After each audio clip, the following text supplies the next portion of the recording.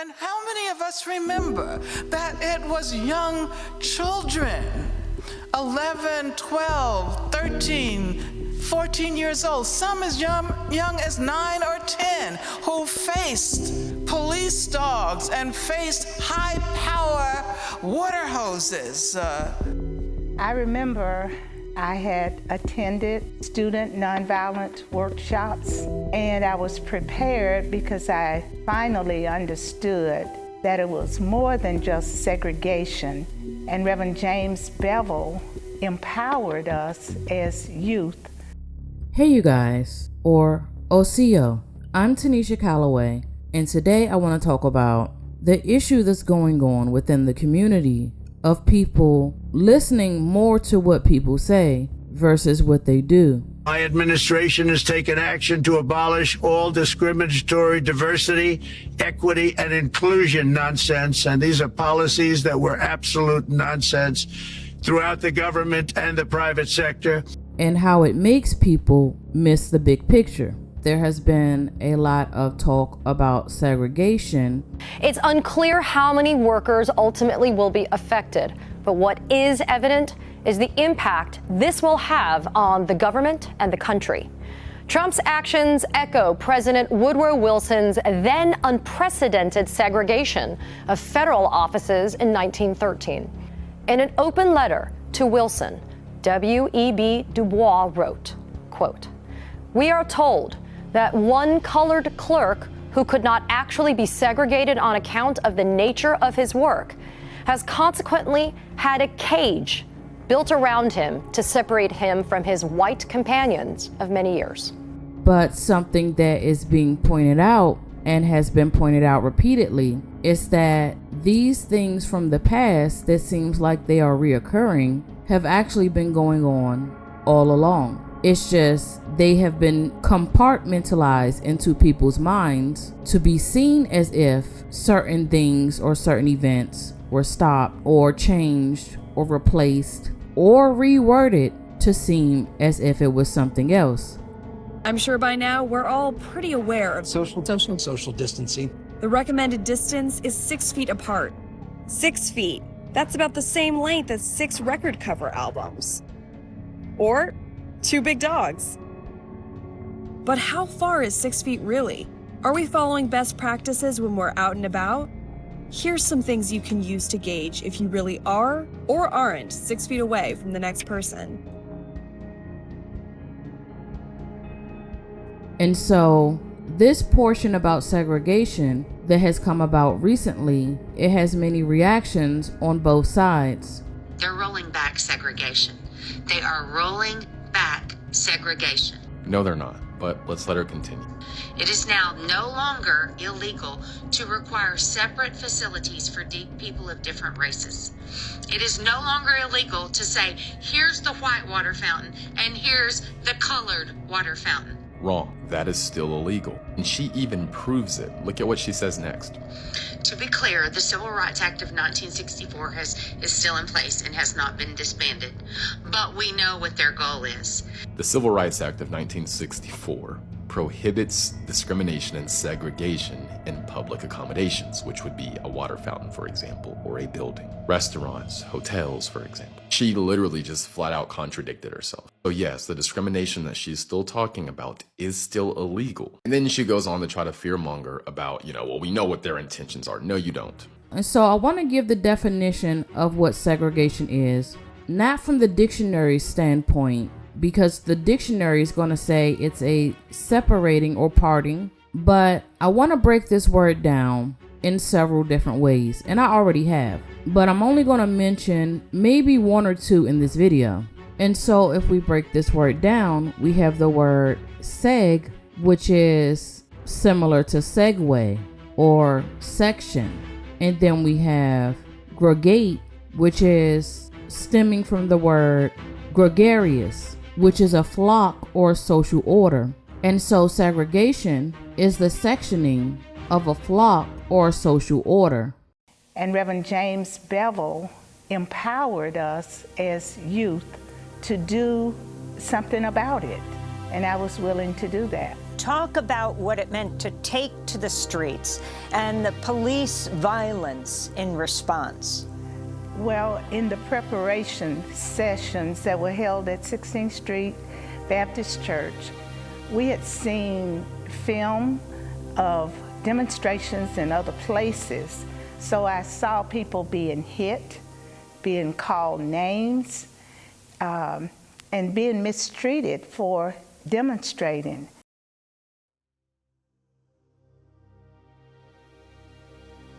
We were told that if you participate, some of this may happen to you, but this is a nonviolent movement and you cannot respond except to pray or sing a freedom song.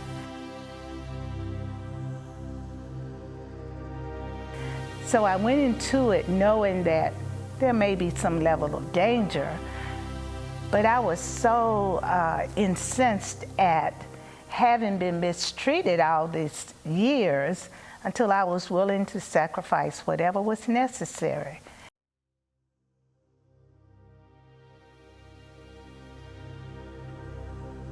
Well, in the preparation sessions that were held at 16th Street Baptist Church, we had seen film, so I saw people being hit, being called names, and being mistreated. I was prepared because I finally understood that it was more than just segregation, it was inequality.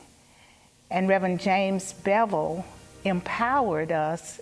But it's the shunning of the sectioning of a flock or a social order. So what's being shown to the public isn't really what is being perceived. From an affirmation standpoint, it's almost like reverse psychology. It's telling you and showing you to do something that they don't want to be done. Black, white, and gray deal with the subconscious mind.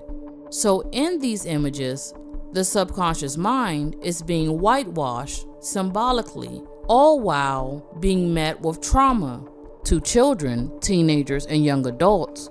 This is a form of autosuggestion. This tells a child that one group is more important than the other. This is a direct fear-mongering technique to showcase what will happen if you don't perceive this idea as such.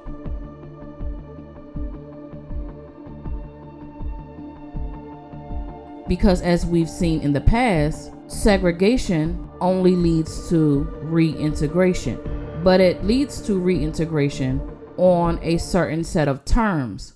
Respect for the law, respect for the law, respect for the law, respect for the law, respect for the law, respect for the law. With certain things reintroduced or introduced that may not have been there previously. Basically using child actors and adult actors and actresses that may not have even known that they were a part of some type of movie, right? Which is a movement. A movie is a movement that is seen visually on screen. And so the images and videos that they've showed us of things happening in the past, even if it's claimed to be historical or factual, it's set up that way, the way that it was, as if it's a production. He's joining us from his home in Connecticut. So in January of 1963, the SELC had a secret meeting in Dorchester, Georgia, and they didn't even invite all of the executive directors. It was Martin Luther King Jr. didn't even invite his own father to this meeting because they wanted to discuss what they called the most dangerous idea in the civil rights movement, and that was, should we go to Birmingham? And it was a huge risk because the SELC was broke. The SELC had been criticized for years for ineffective leadership. The SELC just 1 year prior had staged a massive and absolutely abysmal failure of a campaign in Albany, Georgia. The SELC was sneered at by other civil rights groups at the time, but by the same token that they were sneered at by the press, be it Northern press or Southern press. In that secret meeting in Dorchester, they thought, well, we are either going to break segregation in Birmingham or we are going to be broken by it. There was a real concern that the SCLC would die. And in fact, there was a real concern that a lot of SCL members would actually die in Birmingham just for taking part. King even delivered mock eulogies in Dorchester in preparation for what they thought Birmingham would be like. It was Fred Shuttlesworth, Wyatt Walker was there, James Bevel was there, King was there. Those are the four people that end up being the four protagonists in my book. And then a secondary character and hugely influential throughout the entire campaign was Harry Belafonte. We flash forward a couple of months. This secret meeting happens in January of 1963. In late March of 1963, just days before Project Confrontation, as it was known, the Birmingham campaign, that was a secret name for it, Project Confrontation. Just days before that campaign launched, there was the just as large gamble as to how exactly they were going to try to finance it.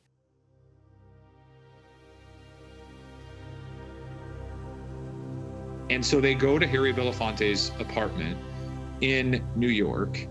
And while they are there, Fred Shuttlesworth, who was kind of a regionally known civil rights activist, Janice would know who he was, but he was a Birmingham pastor who was absolutely fearless.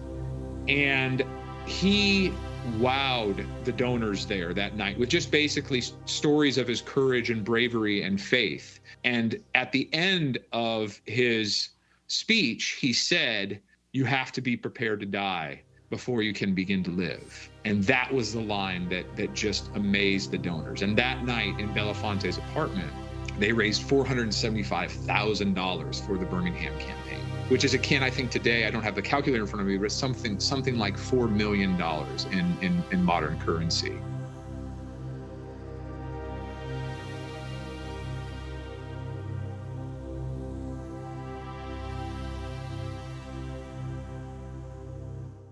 So I want to show you guys some examples of segregation. Red versus blue, or Republican versus Democrat.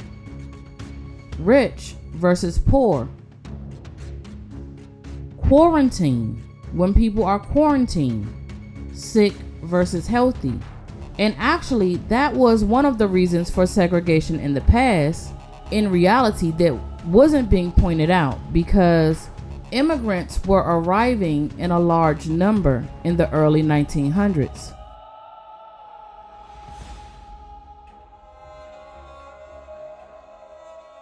And they were on a boat that was packed.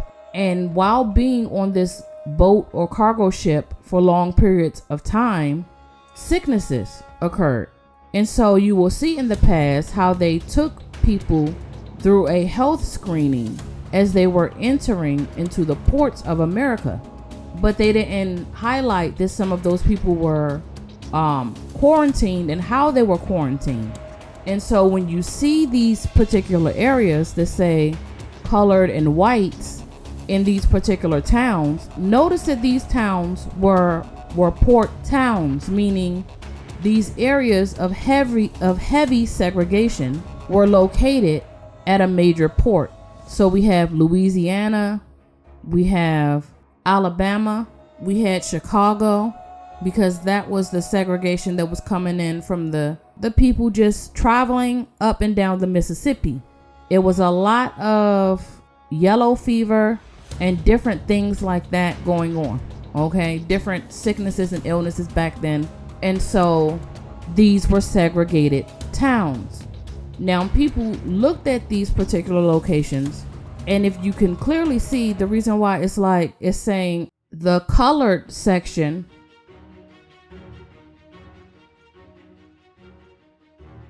indigenous people,